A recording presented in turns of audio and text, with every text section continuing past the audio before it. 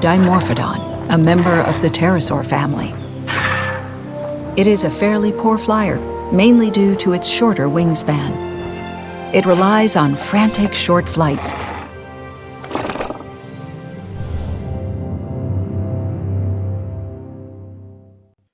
Hello ladies and gentlemen, welcome back to another Jurassic World Evolution 2 video where it's another species field guide video, and today's video is Dimorphodon. We finally get a flying reptile that we haven't seen before.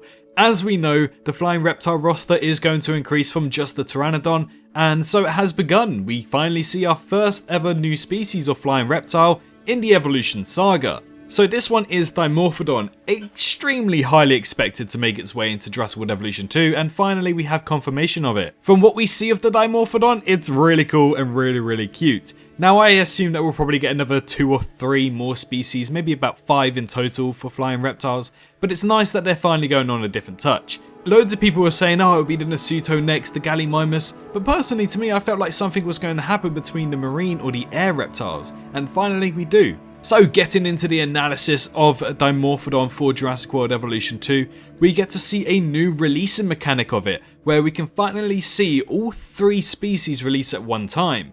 As we know from the Game Informer article, we did get information regarding that, and we got information about how we can release 3 dinosaurs at one go, which I believe he was speaking about the Velociraptors. I don't know if they're all going to have unique animations when releasing as triplets, but hopefully that is the case. But looking at this, we can clearly see 3 Dimorphodons leave the hatchery and fly around.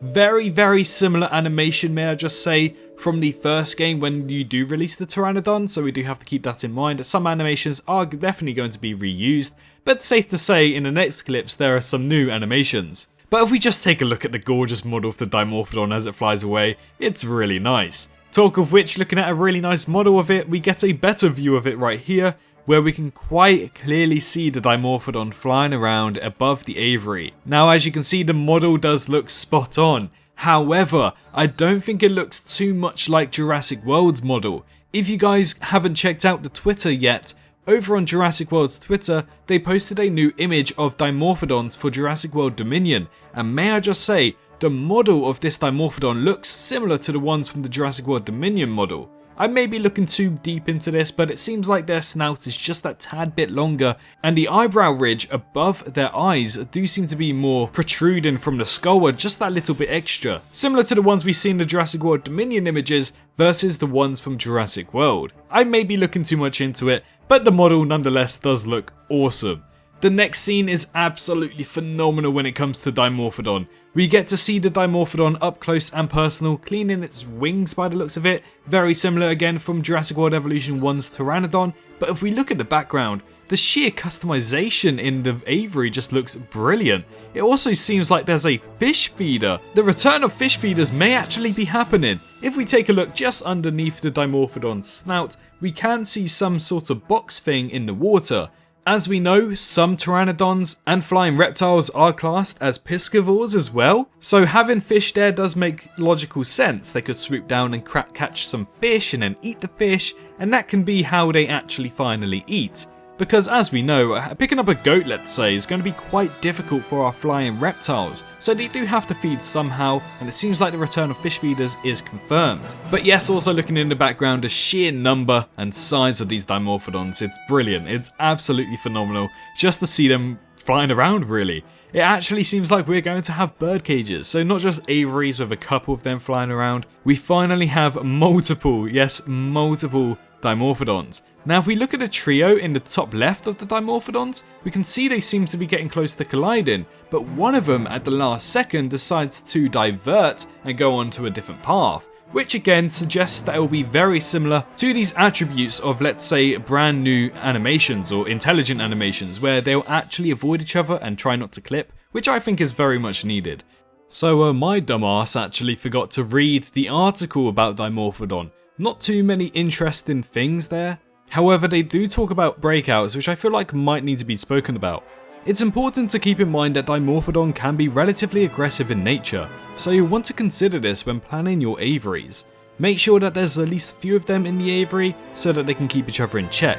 You also need a fair amount of space for the Dimorphodon to spread those tiny wings, and they'll appreciate some sand in their environment as well. Of course, you'll still need to keep an eye out on your Dimorphodons for escapes. In Jurassic World Evolution 2, escaped flying reptiles will likely be found perching on things in your park or building territory to fulfill their comfort requirements, when they're not attacking guests and some of your dinosaurs, of course. Now that right there does sound awesome. Flying reptiles will in fact be perched on your buildings, but what I found out really interesting there was that they'll go and make their own habitat. So this means they could go and make some sticks, they could be eating some grass to make it flat, you know, multiple things, and I can't wait to see stuff like that. I'm really excited. That seems very intelligent behavior for these type of flying reptiles. I was so close to call them dinosaurs, but flying reptiles. I don't know about you guys, but to me personally, that sounds absolutely awesome to have them build their own habitat just because you haven't treated their habitat correctly.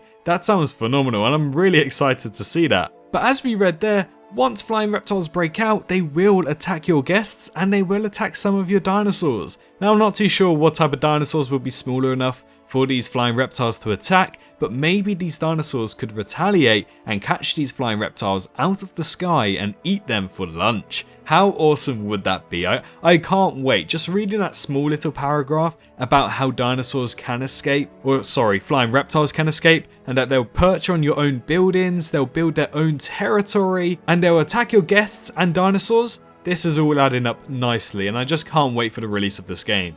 Anyways, back to the normal video. But yes, the Dimorphodon, which it was fairly certain that it was going to arrive, is confirmed for Jurassic World Evolution 2, our first, let's say, new species besides a Margosaurus in Jurassic World Evolution 2, and hopefully next week's going to be just as good. Maybe an Ichthyosaurus? Question mark, please, Frontier? I'll love you forever. But yes, maybe a marine reptile next week, hopefully. But welcome back to Species Field Guides. They've been absent for a fortnight now, and they finally return with a bang.